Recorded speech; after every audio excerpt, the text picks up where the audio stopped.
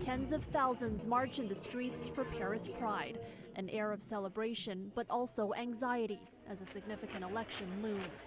On Sunday, French voters will head to the polls in the first round of snap elections that could see the rise of a far-right government. We're afraid for our access to health care, for our everyday safety in the streets. We know that we will be far less protected. We know that our place is really threatened.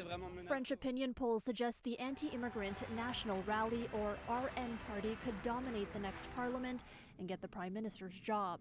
It has taken a commanding lead in the polls, followed by a left-wing alliance with President Emmanuel Macron's centrists in third place.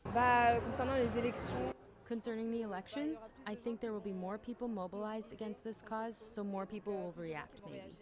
If the RN dominates, President Macron would continue his presidency until 2027, but in a sharply weakened role. Elsewhere in Paris, a topless protest, a plea for help to symbolically clean France. Of course we're in danger. Women's rights are in danger. There will be a rise in racism, anti-Semitism, and hate in general. It's time to react. It's time for people to open their eyes and help us.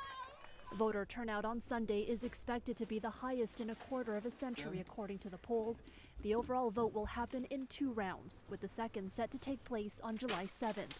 Though they are predicted to win the popular vote, it remains unclear whether the RN can win an absolute majority in the National Assembly, France's lower house of parliament.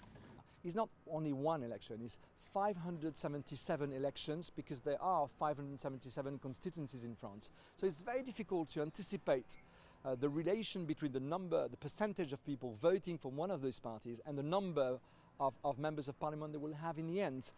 If the RN succeeds, it will be France's first far-right government since the World War II Nazi occupation. For City News, I'm Natividad.